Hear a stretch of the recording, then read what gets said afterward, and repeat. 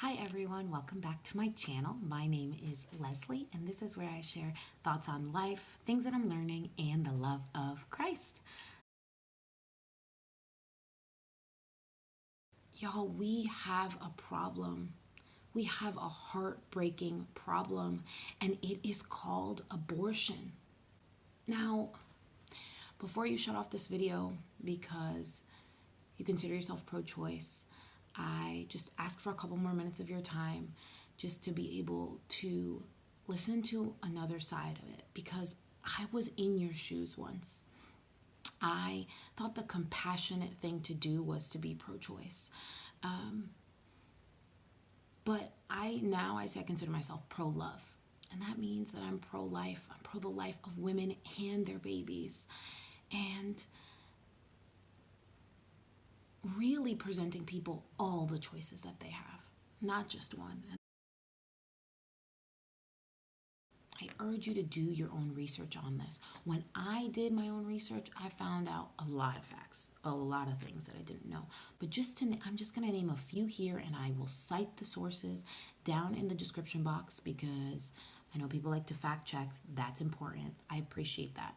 And so I will include all of those below so that you can look them up for yourselves. But also I encourage you to do research beyond this as well.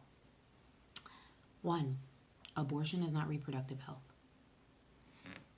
And those pushing for more of these rights have a bigger agenda than just giving women bodily autonomy. It's an attack on the female body. And I'm not just talking about the woman. I'm also talking about 50% of the fetuses that die in the process.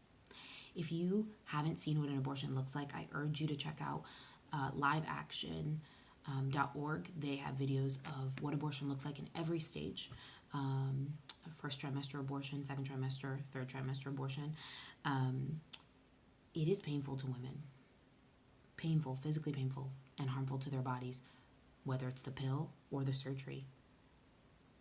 And I mean, I have personally seen women walk out of Planned Parenthood in a daze, weak, hanging, keeled over onto their partner, whoever's there to escort them out. Do not tell me that that's the face of female empowerment, because it's not. And there's so many risks involved. There is perforation of the uterus. There is damage to the uterine lining. There is potential for infection. If it is an incomplete abortion, there's repercussions to the body. They can cause issues to other organs. It can even lead to death. I mean, this year alone, as of September, 9 people from the largest abortion clinic in New York had already been taken out in ER. Why? And if you tell me, oh, 9's not that big of a number, any is a problem. We should start thinking about this because everyone says that they're safe. Yet they do everything to cover up when someone gets injured there. This so-called right really isn't about women's rights. When you look a little bit deeper, you'll see there's a bigger agenda, and it has to do with population control. Just check out the UN's UN Fund of Population and Development. They just celebrated their 25 years, and they had a Nairobi summit. Why were the main 2 things on the agenda on population and development? How to make abortion internationally legal, and how to start with impoverished countries. Just think about it. Take a look. Number 2, over 70% of abortion clinics, specifically Planned Parenthood, are in minority communities. The black population in this country is decreasing because of abortion. And Planned Parenthood has an agenda. It's not to help women. They have quotas on how many abortions they need to sell a month.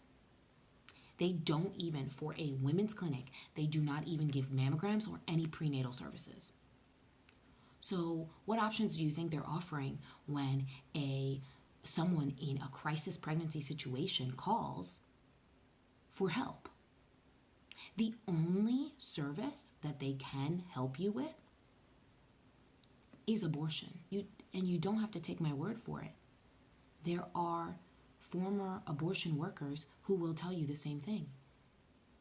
Abby Johnson, a former Planned Parenthood clinic director, left the industry along with 500 other people that she helped leave. And all of them can tell you accounts of all of this stuff being true. You don't have to watch those undercover videos that people think are staged and aren't real. You can just talk to the people who worked on the other side.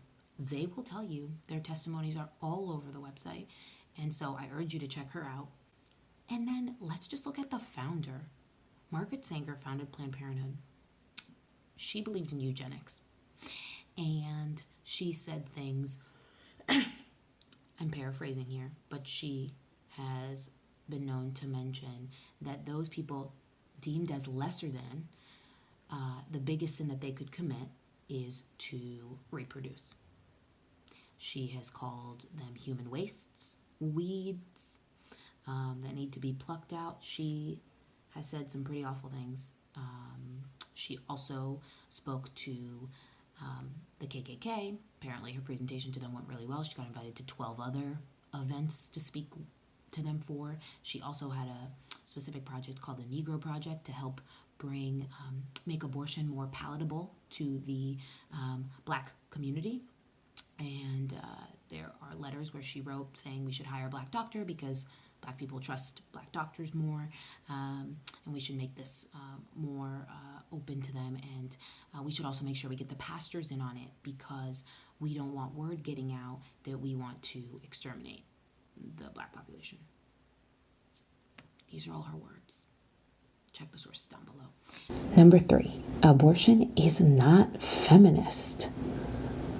I know that the world tells us that this is the most compassionate thing, this choice is the most compassionate thing we can do for women. But the truth of the matter is, the legalization of abortion in this country was all pushed by upper middle class white men. Go ahead and Google Larry Ladder and Bernard Nathanson. They set out to have an agenda to push and legalize abortion. And they knew that they needed the feminists on their side in order to get this to pass. Bernard Nathanson confessed, and I quote, "We sensationalized the effects of illegal abortions and fabricated polls which indicated that 85% of the public favored unrestricted abortion when we knew it was only 5%. When we spoke about deaths due to illegal abortion, it was always 5,000 to 10,000 a year. I confessed that I knew the figures were totally false." With those false statistics, these men convinced Betty Friedan of the feminist movement to take on the cause. Number 4, less than 2% of abortions are due to rape and incest. This is based off of Guttmacher Institute's report on reasons why women abort, posted in 2004. Number 5, medical professionals do not agree that abortion is medically necessary to save a mother's life. The Declaration of Dublin has over 1,000 different practitioners in obstetrics, gynecology, pediatrics, prenatal care. All of these people who signed on saying that it's not necessary. Here's just one testimony from former abortionist Dr. Levatino. "I was faculty at the hospital for 9 years, and I saw hundreds of cases of really severe pregnancy complications, cancers, heart disease, intractable diabetes out of control, toxemia of pregnancy out of control. And in those 9 years, I saved hundreds of women from life-threatening pregnancies. And I did that by delivering them, by ending their pregnancy by delivery, either induction of labor or cesarean section, delivering the baby. And I always tell people in all those years, the number of babies that I was obligated to deliberately kill in the process was 0. None. So those are my 5 points. In the description box below, in addition to all of my sources, I've also included resources for anyone looking for post-abortive care or support services, as well as anybody facing a crisis pregnancy, an unwanted pregnancy. I've included some resources below as well. I have also included a list of organizations that are doing great work around this. So if you are looking to volunteer, I recommend reaching out to any of these organizations for ways that you can help to support mothers and babies in need. So that's it for today. Thank you so much for tuning in. As always, I bless you and I am praying for you. Happy Thanksgiving to you and yours wherever you are. Until the next one. Bye.